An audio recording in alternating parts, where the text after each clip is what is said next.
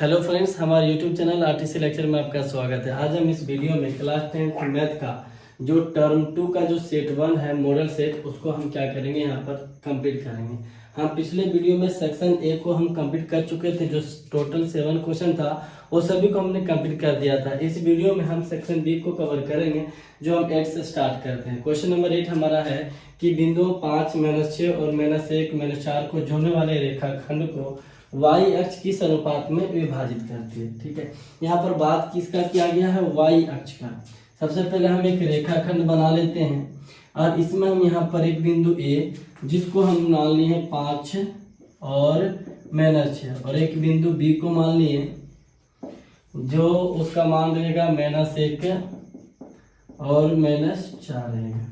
ठीक है, रेखाखंड को y अक्ष किस अनुपात में विभाजित करता है। अगर y अक्ष की बात किया जाए, सबसे पहले यहाँ पर लिखेंगे हल। चूंकि y अक्ष पर स्थित बिंदु, y अक्ष पर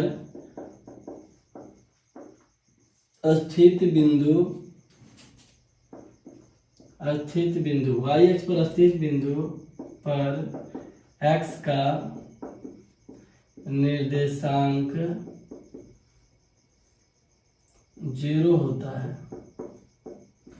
ठीक है, अगर कोई बिंदु अगर y अक्ष पर स्थित है, ठीक है ना, तो सिंपल सी बात है, उसमें x का निर्देशांक क्या हो जाएगा, 0 हो जाएगा। जैसे ऐसे समझिए, ये हमारा y है, y डैश है, x और x डैश है। अगर यहाँ पर कोई बिंदु स्थित है, जैसे मान लीजिए यहाँ पर, ये मान लीजिए a, यहाँ पर भी, तो सिंपल सी बात है, अगर यहाँ पर कोई बिंदु स्थित है तो इसका मान क्या हो जाएगा, 0 हो जाएगा, है ना। और y का कुछ ना कुछ मान होगा, जैसे 1 होगा, 2 होगा। ठीक है, तो इसलिए हम यहाँ पर y का वैल्यू लिख देते हैं। तो सिंपल सी बात यहाँ पर समझ में आ गया कि y अक्ष पर अगर कोई बिंदु स्थित रहता है तो उस पर x का जो निर्देशांक होगा वो क्या होगा, 0 होगा। ठीक है, इसको बता देते हैं। अब आगे देखिए, अब हम क्या करेंगे, यहाँ पर एक बिंदु जो है ना, हम इसको P मान लेते हैं। तो इसका निर्देशांक क्या हो जाएगा, x वाला तो 0 हो गया, y वाला कुछ ना कुछ होगा। तो y को हम क्या करते हैं, 0 और y कर दिए। यहाँ लिख लेंगे माना बिंदु P यानी ये वाला 0 और y रेखाखंड AB को किस अनुपात में विभाजित करता है, ये पूछ रहा है। तो हमको पता नहीं ना किस अनुपात में विभाजित करता है। रेखाखंड AB को M1:M2 में विभाजित करता है, ये लिख देते हैं, विभाजित करता है। ठीक है, अब हम क्या करेंगे, विभाजन सूत्र के माध्यम से, है ना, ये M1:M2 विभाजित करता है। तो यहाँ पर अब लिखेंगे विभाजन सूत्र से,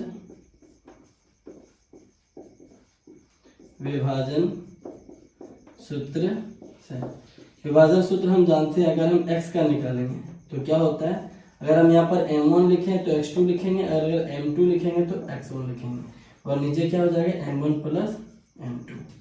हम यहाँ x को ही लेकर बनाएंगे, क्योंकि x का मान यहाँ पर क्या है, 0। तो x का मान 0, तो यहाँ पर 0 लिख देंगे, बराबर m1 की बात किया जाए तो m1 हमको पता नहीं, तो m1 का m1 रहेगा। x2 क्या हो जाएगा, यहाँ पर हल्का सा ध्यान दीजिएगा, a के पास यहाँ पर हो जाएगा x1 और ये हो जाएगा y1, और b पर जब आएगा तो हो जाएगा x2 और हो जाएगा y2। तो x2 का मान देखा जाए तो हमारे पास यहाँ क्या है, -1, तो गुना हो जाएगा -1 प्लस m2 का m2 रहेगा, और x1 का मान कितना है, तो हो जाएगा गुने 5। नीचे क्या है, m1 + m2, तो m1 + m2 ही रहेगा। चलिए आगे देख लेते हैं यहाँ पर। अब यहाँ पर देखिए, यहाँ कुछ नहीं तो 0 का भी रहने देते हैं, 0 बराबर m1 को जब -1 से गुना करेंगे तो -m1 हो जाएगा, और m2 को जब 5 से गुना करेंगे तो हो जाएगा 5m2। नीचे वही रहेगा m1 + m2, यहाँ नीचे कुछ नहीं तो 1। अब यहाँ पर देखिए, क्रॉस मल्टीप्लाई कर देंगे, कोना कोनी गुना कर देंगे, m1 + m2, और इस m1 + 5m2 को नीचे से, मतलब 1 को इससे गुना करना है, m1 + m2 को 0 से गुना कर देते हैं।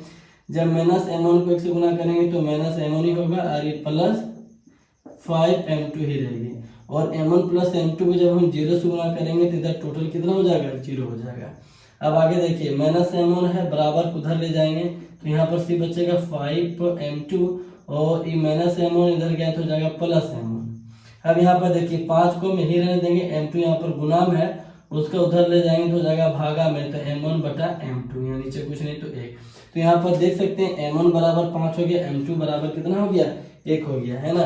इसलिए M1 बराबर 1, M2 बराबर 2। तो लास्ट में लिख सकते हैं अतः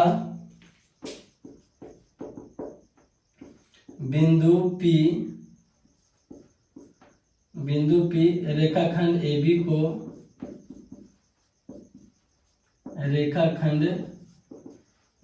को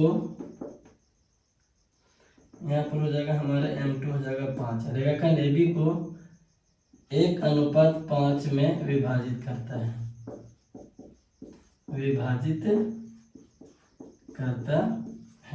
तो जो हमारा क्वेश्चन था ना, 8वां क्वेश्चन कंप्लीट हो गया है। अब हम 9वां क्वेश्चन देखेंगे। 9वां क्वेश्चन क्या है इसको रब कर लेते हैं।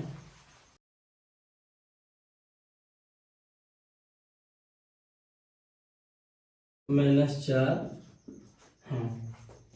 तो जो हमारा क्वेश्चन नंबर 9 है उसमें क्या दिया गया है कि उस त्रिभुज का क्षेत्रफल ज्ञात कीजिए जिसका शीर्ष जो है A है 5,2 है, B 4,7 है और C कितना 7 -4 है। सबसे पहले हम यहाँ पर एक त्रिभुज को देख लेते हैं। इसको A मान लेते हैं, इसको B और इसको C। A का मान कितना दिया गया है 5 और 2 दिया गया है, B का मान कितना 4 और 7 और C का मान कितना 7 है और -4 है। लिखेंगे हल माना बिंदुओं या बिंदु लिख सकते हैं, माना बिंदु A 5,2, B 4,7 और C 7 -4 त्रिभुज ABC के शीर्ष हैं। ठीक है, अब हम यहाँ पर लिखेंगे त्रिभुज ABC का क्षेत्रफल।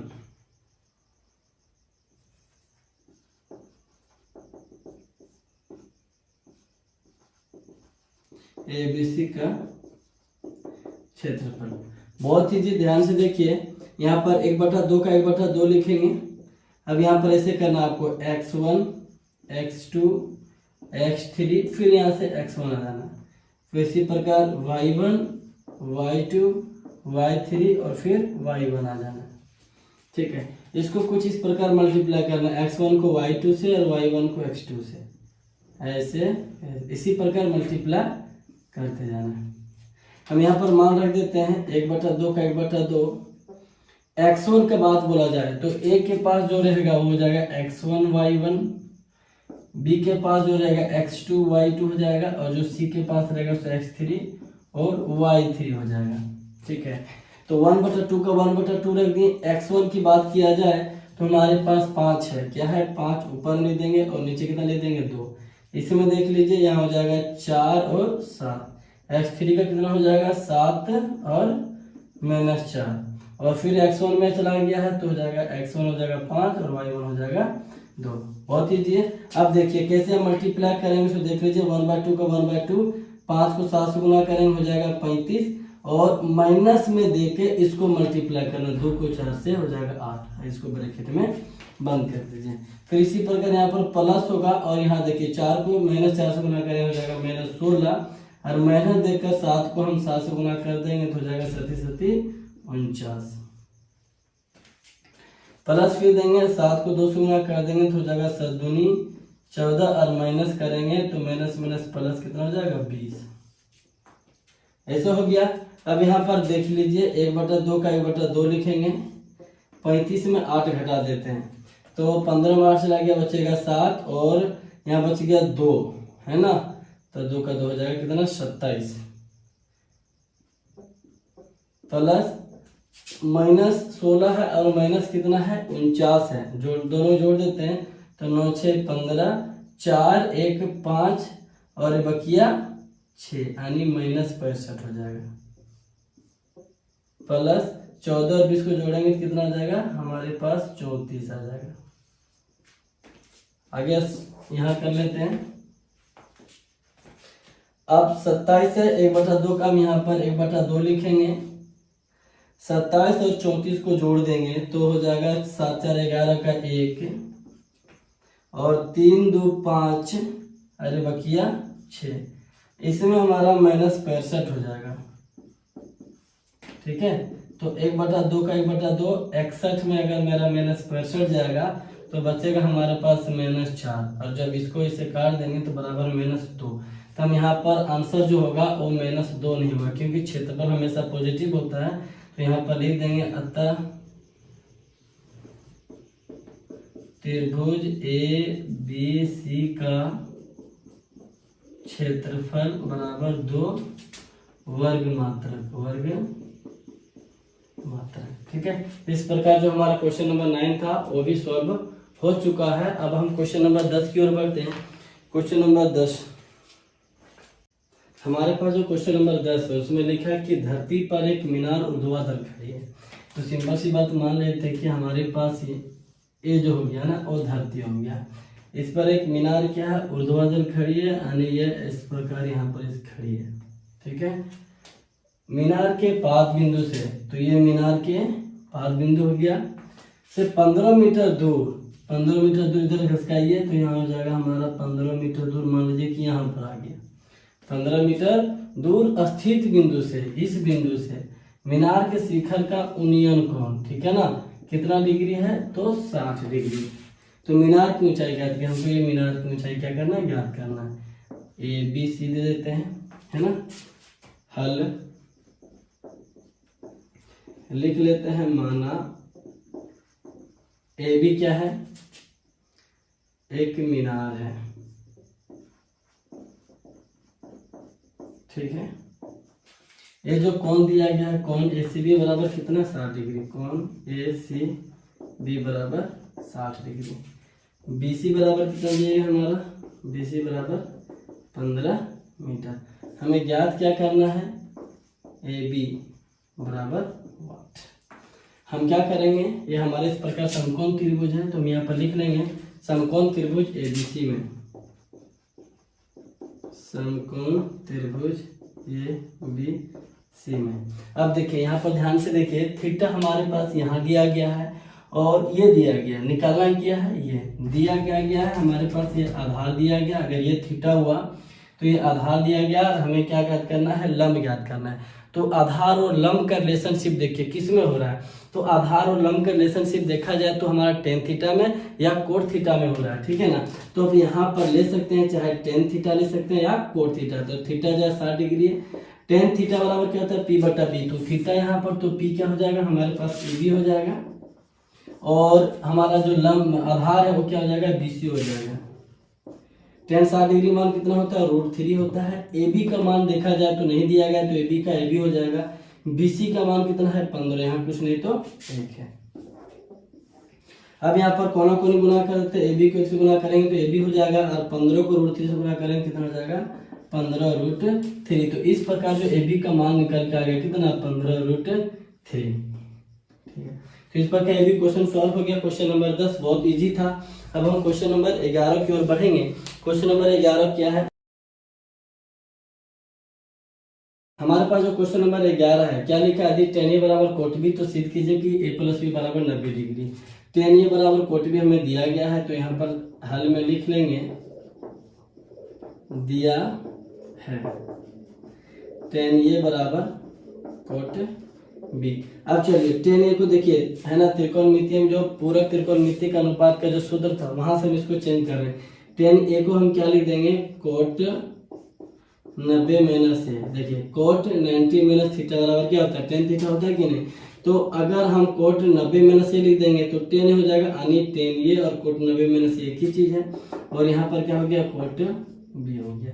अब यहाँ से कोट और कोट खत्म हो जाएगा, क्या बचेगा, 90 - A बराबर B बचेगा। -A को उधर भेज दीजिए तो हो जाएगा, हमारे पास B था, ये -A था, इधर क्या हो गया, प्लस A। अब इसको ऐसे लिख सकते हैं, A+B बराबर 90 डिग्री। ये प्रूव हो गया। ठीक है, क्वेश्चन नंबर 12 देखते हैं। क्वेश्चन नंबर 12 है कि 7.6 सेंटीमीटर लंबाई के रेखाखंड खींचे और इसे 5 अनुपात में विभाजित कीजिए। ये जो क्वेश्चन नंबर 12वां और क्वेश्चन नंबर 13वां है ना, ये 11वां चैप्टर की कंस्ट्रक्शन है, रचनाएं से, ठीक है। इसको अगर हम बोर्ड पर बनाएंगे तो समझ में नहीं आएगी, हम इसका फुल एक वीडियो बनाएंगे जिससे बहुत ईजी है ना। तो अभी हम फिलहाल अगला चैप्टर, अगला क्वेश्चन से देखते हैं, 14वां क्वेश्चन से, ठीक है। तो हमारे पास जो 14वां क्वेश्चन है कुछ इस प्रकार है कि एक थैले में एक लाल गेंद, 5 काली और 3 नीली गेंद है। निशा बिना थैले के अंदर झांके इससे एक गेंद निकालती है, इसकी क्या प्रायिकता है कि वह गेंद पहला क्या है, काली हो। सबसे पहले हम देख लेते हैं,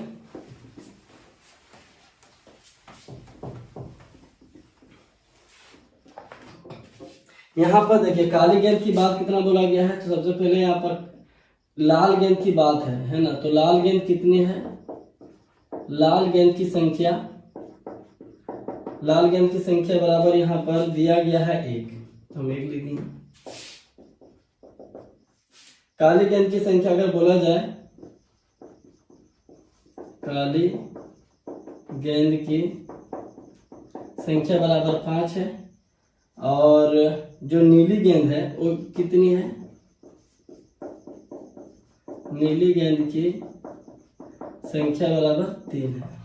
तो यहाँ पर देखिए कुल गेंदों की संख्या कितना होगा, 5 1 6 6 3 9, यहाँ पर नीचे लिख देंगे कुल गेंदों की संख्या बराबर कितना हो गया, 9।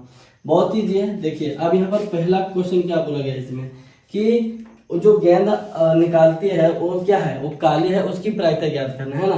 तो यहाँ पर लिखेंगे काली गेंद होने की प्रायिकता, काली गेंद होने की प्रायिकता, होने की प्रायिकता, ठीक है, बराबर। देखिए तो काली गेंद कितनी, उसको देखिए काली गेंद टोटल कितना है, 5 है, तो हम यहाँ पर ले देंगे 5, ठीक है। और कुल गेंदों की संख्या कितनी है, 9, तो हो जाएगा 5/9, इसका आंसर हो जाएगा 1 का। बोला कि काली गेंद कितनी है, तो सिंपल सी बात है, अगर काली गेंद 5 है तो ऊपर में लिखेंगे 5 और जो कुल गेंदों की संख्या होती है वो नीचे लिख देंगे, तो 5/9 इसका आंसर हो जाएगा। बी में क्या बोला गया है, इसी का बी में कि लाल गेंद कितनी है, तो लाल गेंद होने की प्रायिकता ज्ञात कर लेते, लाल गेंद होने की प्रायिकता। तो यहाँ पर देखिए लाल गेंद कितनी है, तो लाल गेंद 1 है, तो ऊपर में 1 लिखेंगे, टोटल गेंदों की संख्या कितना है, 9, ये हो जाएगा, इसका आंसर हो जाएगा। सी वाला देख लेते हैं, बोला कि नीली गेंद, तो नीली गेंद होने की प्रायिकता ज्ञात कर लेते हैं, नीली गेंद होने की प्रायिकता, नीली गेंद होने की प्रायिकता, तो नीली गेंद कितनी है, टोटल 3 है, तो 3 को ऊपर रखेंगे और यहाँ पर 9, 1 कट जाएगा तो हो जाएगा 1/3, इसका आंसर। तो इस प्रकार जो सेक्शन बी है ना उसका जो लगभग क्वेश्चन सॉल्व हो चुका है।